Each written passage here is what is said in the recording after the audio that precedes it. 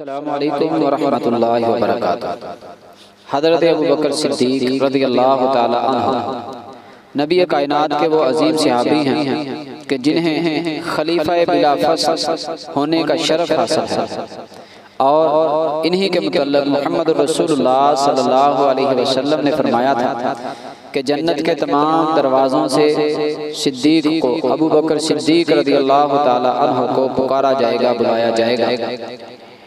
مسلمانوں کا متفقہ طور پر ایمان اور یہ فیصلہ ہے کہ خلیفہ بلا فصل اگر کوئی ذات ہے تو جناب ابوبکر صدیق رضی اللہ تعالی عنہ کی ذات ہے۔ اس کے باوجود بہت سے لوگوں نے اختلاف کیا اور خلیفہ بلا فصل ہونے کا انکار کیا۔ تو آئیے دو واقعات احادیث مبارکہ سے جو ملتے ہیں، میں سمجھتا ہوں ان حدیثوں کو پڑھنے کے بعد، ان حدیثوں کو سن لینے کے بعد ایک مسلمان کا دل اس بات پہ مطمئن ہو جاتا ہے، یقین ہو جاتا ہے کہ ان واقعات کے بعد نبی کائنات کی زبان سے ادا ہونے والے الفاظ کے بعد کوئی بھی ابوبکر صدیق کے علاوہ خلیفہ بلا فصل نہیں ہو سکتا۔ پہلا واقعہ، پہلی حدیث مبارکہ سنن ابن ماجہ کے اندر حدیث مبارکہ ہے۔ حضرت عائشہ رضی اللہ تعالی عنہا فرماتی ہیں کہ محمد رسول اللہ صلی اللہ علیہ وسلم اپنے مرض الموت میں مبتلا ہے، بیماری کی حالت ہے، تکلیف کی انتہا ہے۔ نماز کا وقت ہوا، جناب بلال رضی اللہ تعالی عنہ آئے کہ اللہ کے پیغمبر صلی اللہ علیہ وسلم کو بتایا جائے کہ نماز کا وقت ہو چکا ہے، مگر امام الانبیاء نماز پڑھانے کی حالت اور کیفیت کے اندر نہیں تھے۔ تو امام الانبیاء نے فرمایا، مرو ابا بکر فلیصلی بالناس،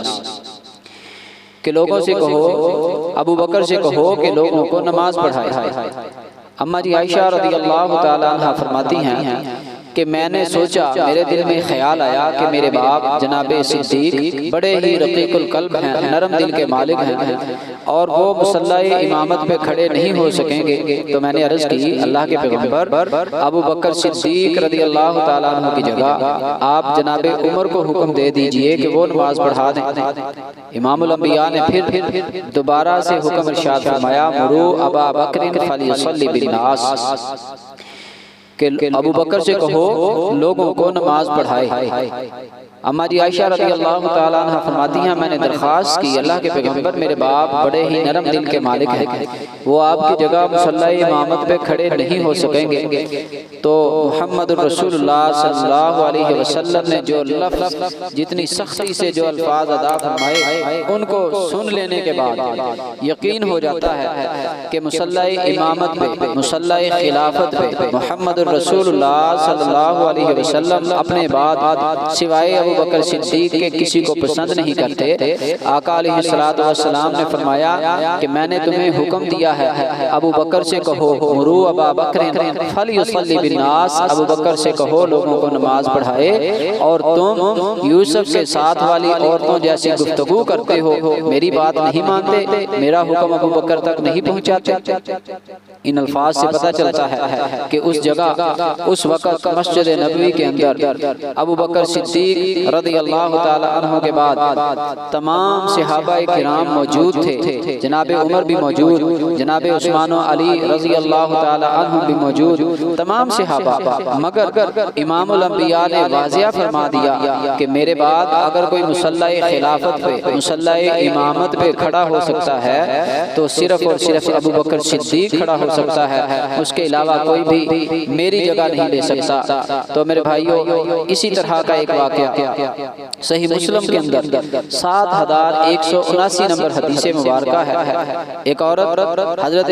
جبیر بن مطعم رضی اللہ تعالیٰ عنہ اس روایت کو بیان فرماتے ہیں، ایک عورت آئی، امام الانبیاء سے مسائل پوچھے، کچھ باتیں پوچھنے کے بعد چلنے لگی، کہتی ہے اللہ کے پیغمبر،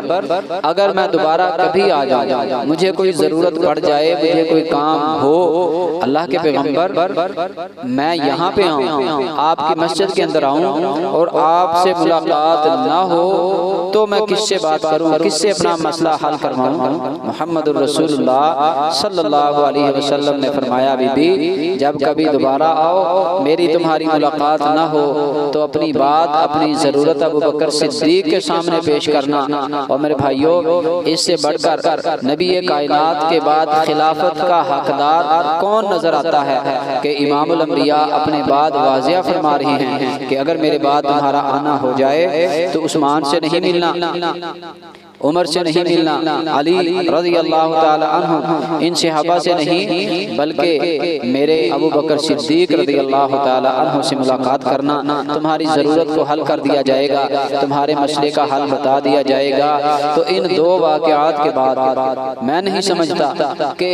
خلیفہ بلا فصل کے لیے کسی اور انسان کا نام لیا جا سکتا ہے کہ جب امام الانبیاء اپنی زندگی کے آخری لمحات میں آخری دنوں میں آخری منٹوں میں اپنے مصلح امامت پہ ابو بکر صدیق کو پسند کرتے ہیں اس کے علاوہ کسی بھی صحابی کا نام نہیں لیا جاتا باوجود پوچھنے کے اور امام الانبیاء فرمائے مرو ابا بکر فلیصلی بالناس ابو بکر سے کہو وہی نماز پڑھائے اور دوسرا وہ واقعہ کہ عورت آگے سوال کرے اللہ کے پیغمبر میں آپ کے جانے کے بعد یعنی دنیا سے چلے جانے کے بعد دوبارہ آؤں تو اپنی ضرورت اپنی خواہش کس کے سامنے پیش کروں تو جناب محمد الرسول اللہ صلی اللہ علیہ وسلم ابو بکر صدیق کا نام لیں ان دو واقعات کے بعد انسان اپنے ایمان کے ساتھ اپنے اللہ کو حاضر ناظر جان کر ان واقعات کو ان احادیث کو پڑھے اور سنے اس کے بعد اس کا دل مطمئن ہو ہی نہیں سکتا کہ ابو بکر صدیق کے علاوہ بھی کوئی خلیفہ بلا فصل ہو سکتا ہے تمام صحابہ کرام